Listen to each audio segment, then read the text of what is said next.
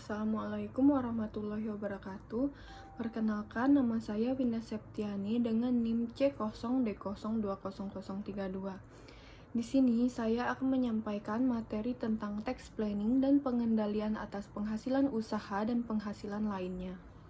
Tax planning pengelompokan jenis penghasilan untuk menghitung angsuran PPh pasal 25. Pajak penghasilan adalah pajak atas penghasilan yang diterima atau diperoleh wajib pajak dalam 1 tahun pajak. Perhitungan besarannya penghasilan dan PPh yang terhutang untuk 1 tahun pajak secara prinsip hanya bisa dilakukan manakala tahun pajak yang bersangkutan telah berakhir dan WP sudah melakukan tutup pembukuan. Laba selisih kurs. Pada prinsipnya, wajib pajak yang pembukuannya menggunakan mata uang rupiah, tetapi terdapat transaksi dalam mata uang asing. Maka dari transaksi tersebut akan timbul keuntungan atau kerugian selisih, karena terdapat perbedaan kurs antara tanggal pengakuan penghasilan atau biaya dengan tanggal diterima atau dibayarnya penghasilan atau biaya tersebut. Dasar hukum laba rugi selisih kurs pasal ayat 1 huruf 1 Undang-Undang Pajak Penghasilan Nomor 36 Tahun 2008 tentang perubahan keempat atas Undang-Undang Nomor 7 Tahun 1983 tentang pajak penghasilan.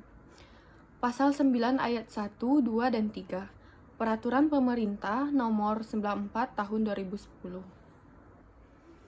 Rekonsiliasi peredaran usaha dan penghasilan lainnya dengan DPP PPN, keluaran dan DPP PPh yang dipotong atau dipungut.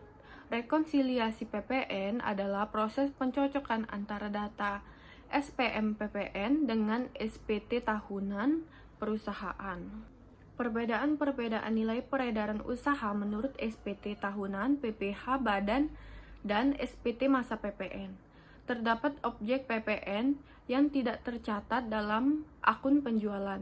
Terdapat perbedaan kurs yang dipakai dalam mencatat penjualan di laporan keuangan dengan pembuatan faktur pajak.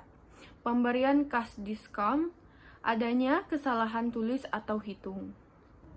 Berbagai pengujian untuk menguji kebenaran perhitungan peredaran usaha. Benchmarking atau perbandingan. Proses sistematik dalam membandingkan produk, jasa, atau praktik suatu organisasi terhadap kompetitor atau pemimpin industri untuk menentukan apa yang harus dilakukan dalam mencapai tingkat kinerja yang tinggi. Pengendalian atas bea keluar, pajak ekspor atas penjualan ekspor yang terhutang bea keluar. Bea keluar adalah pungutan negara berdasarkan undang-undang kepabeanan yang dikenakan terhadap barang ekspor. Harga ekspor adalah harga yang digunakan untuk perhitungan bea keluar. Barang ekspor yang dikenakan bea keluar berdasarkan Peraturan Menteri Keuangan Nomor 75 PMK 011 Tahun 2012 adalah kulit dan kayu, biji kakao, kelapa sawit, crude palm oil dan produk turunannya, dan biji mineral. Baiklah, sekian presentasi yang dapat saya sampaikan.